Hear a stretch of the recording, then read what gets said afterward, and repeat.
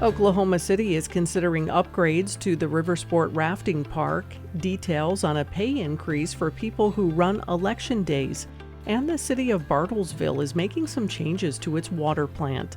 This is the KGOU PM News Brief for Monday, July 15th. I'm Deborah Ashar.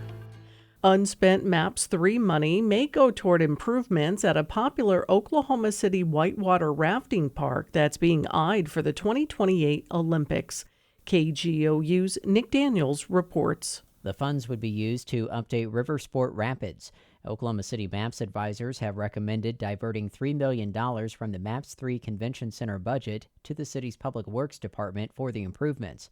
Councilman Todd Stone. So it needs some repairs to the system that holds what we call the rapid blocks, the blue blocks that you see that make the rapids. The system is completely submerged in water, and after 8 years, Stone says corrosion problems have surfaced.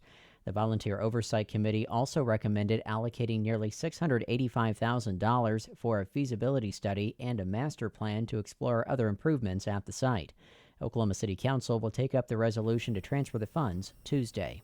I'm Nick Daniels. A new entertainment district in Norman that includes an arena for OU athletics remains in limbo.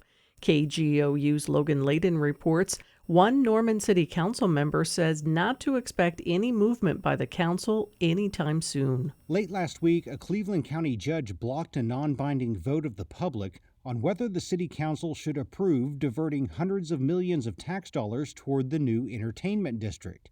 Now, on his Facebook page, Councilmember Michael Nash says there's much more for the developers to do before the city council takes up the issue. So, from being on the verge of approving the new entertainment district to putting it up for a vote that was then struck down, whether Norman will move forward with a replacement for the Lloyd Noble Center for OU basketball and for gymnastics, and all of the ambitious plans for restaurants, concerts, and other businesses, is very much up in the air. I'm Logan Layden. Oklahoma poll workers are getting a raise. State Capitol reporter Lionel Ramos reports lawmakers and election officials are hopeful the pay bump will ensure plenty of workers are available to run elections. It's a 100% pay raise, and it kicked in July 1st, thanks to last year's bipartisan Senate Bill 290.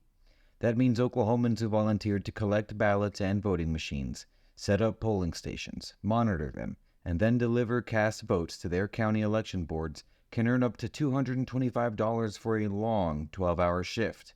Misha Moore is a spokesperson for the state election board. Certainly, anyone who does take this position must be willing and able to work long hours, have reliable transportation, and work in the county where they are registered to vote. Moore says she knows the job isn't for everyone, but it's at least rewarding and important work. And now there's a $200 plus cherry on top to sweeten the deal. In Oklahoma City, I'm Lionel Ramos. People who live in Bartlesville may notice their water smells a little different than normal. But as Oklahoma Public Media Exchange's Grayson Wheeler reports, it's all part of the plan. Starting today, the city is tweaking its disinfection process. Bartlesville is switching the main chemical it uses to disinfect water for at least the next 6 weeks. It's kind of like shocking a pool with chlorine, a part of normal preventative maintenance you do when the first signs of imbalance appear. In Bartlesville's case, those signs are microbes detected in a remote part of its water system. City officials emphasize the water is in compliance with state and federal standards, and it will remain safe to drink throughout the conversion process.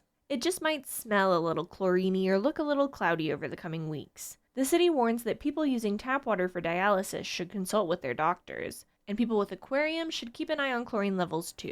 I'm Grayson Wheeler. You can find more Oklahoma news on our website, kgou.org, and on the KGOU AM NewsBrief podcast.